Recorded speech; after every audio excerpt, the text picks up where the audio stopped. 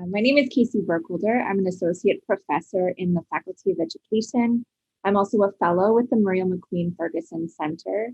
My research focuses on participatory approaches to research for social change. So I work with communities and with DIY kind of methods to address problems that matter to them in their communities and sort of express community-based responses to those problems. I'll just say the work that I'm doing with Matt Rogers focuses on how teachers are responding to the kind of incremental changes that are happening on the go during the COVID-19 pandemic, and how COVID-19 has shaped schools and shaped teachers' experiences of schooling, of work conditions, of the kind of disruption between home and work, of course, especially during the early months of the pandemic, to what it was like to teach amid sort of public health, public health advice, and then sort of trying to figure out how to go to work and support students to the best of their ability while never quite knowing what was going to happen next. So the project seeks to give the experiences of teachers public space through the production of short reports, short videos, and then later on, we're going to write a little bit more about it in more traditional academic outputs. But for now, the kind of innovative piece about the project is that we're sharing our findings as they are ongoing. Usually researchers sort of hold back their findings until the end of a project, but in this project, we really wanted to share what we were learning on the go in order to be responsive to what teachers were telling us, but also to mirror it for other teachers who might be able to not participate as, giving us their experiences, but also to participate in the project as readers of these kinds of reports and viewers of the kinds of videos that we produced. In general, my research responds to the violence that's enacted in society through various systems, including schooling. And so I think when I work, for example, with Two-Spirit, lesbian, gay, bisexual, transgender, etc. students, 2SLGBTQ+,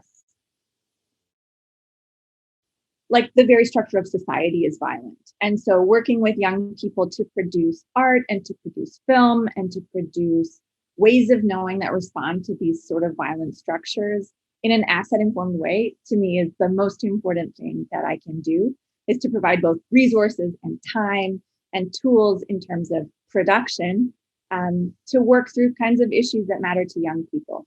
So I think my work takes it a starting point that society is inherently violent towards Black, Indigenous, people of color, as well as, of course, queer people and trans folk, and the intersections of people that are within those groups. Because, of course, there's not just one group and one group, people are intermixed.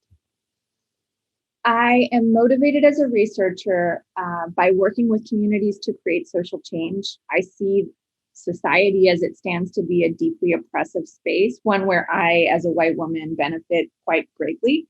And I want to work with folks to sort of redistribute resources in a kind of Robin Hood type way, to work with communities to make policy change, to inform policymakers about the issues that matter to folks who aren't normally represented in government, who aren't normally represented in, administration of schools, things like that. So to sort of work to speak back to the oppressions that exist in society through art making, mostly.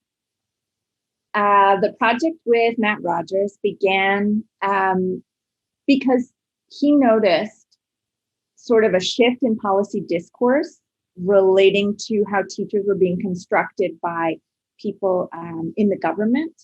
And so he wanted to know, if teachers are being constructed in this particular way, how are teachers themselves understanding their role during this time, and what is happening to teachers during this time? Not just how they're being talked about, but how they actually have experienced this time and space as the people involved. Yeah, I think a lot of times the media likes to talk about teachers and what they do and don't do. And what we wanted to hear more was from the teachers themselves, what they're experiencing and not experiencing, and the kinds of supports and opportunities and challenges to this time. Because there have been some warm and not terrible things that have come out of the pandemic for some kinds of workers, less so for other workers. But of course, that also depends on their experiences. We never hear anything from the government until an hour before they tell the public that we just have to react. Like that would be so stressful. And especially if you have children and if you're in a red zone, for example, like the switch between teachers were having to work from home. And then all of a sudden there was a policy switch. Okay, teachers have to work during red zone, but sometimes maybe their children were going to be isolating and like, how does that, okay, then the teacher can't go to work. Like it was a mess. Right now we're doing our final round of interviews about the end of the school year.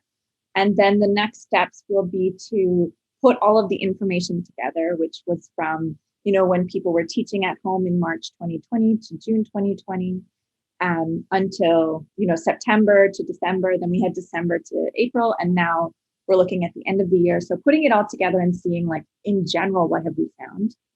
And then also working to then create different kinds of outputs and dissemination strategies like academic articles, things like that. But we also want to create findings.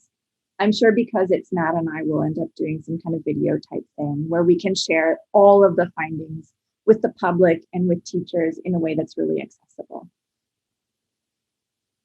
I think that one of the best findings that we had was that teachers were demanding or asking for more time and that they needed more resources. And so time would be a kind of policy change that the district or the department could make, meaning teachers could have more prep time because they now have to teach two streams. For example, they have to teach both online and they have to teach in person, especially in the secondary grades.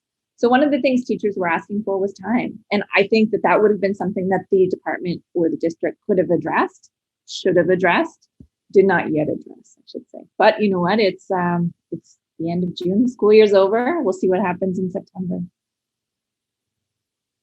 I hope that the research will be able to communicate to policymakers that teachers, there are direct on-the-ground consequences for quick policy changes. And so I think that's one of the findings that I'd like to communicate, especially to an audience of policymakers in the government. I think that's something that they should be listening to. Then I think the other piece is just to affirm teachers' experiences of the year.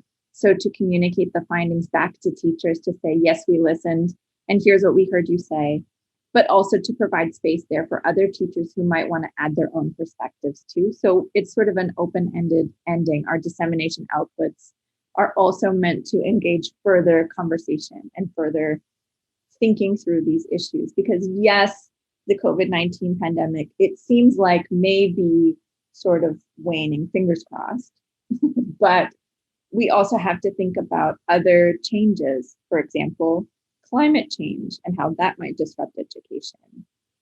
And further pandemics, depressingly to say. But I think we have to know that what happened this time, this past year and a half, is probably not the only disruption we're going to see in our lifetimes, and schools need to be, and policymakers need to be ready to think through this so it's not so fly by the seat of our pants like it was this time.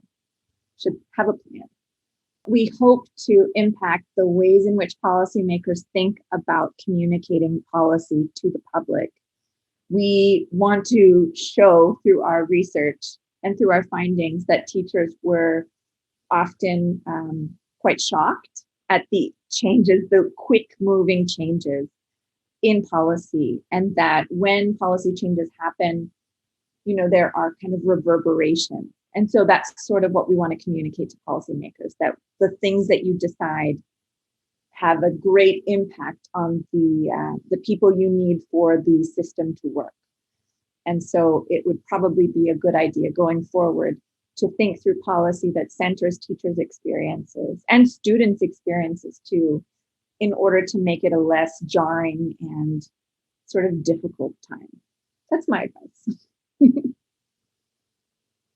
Well, I think that if folks are interested, it would be useful to share the kinds of findings that come out of the project.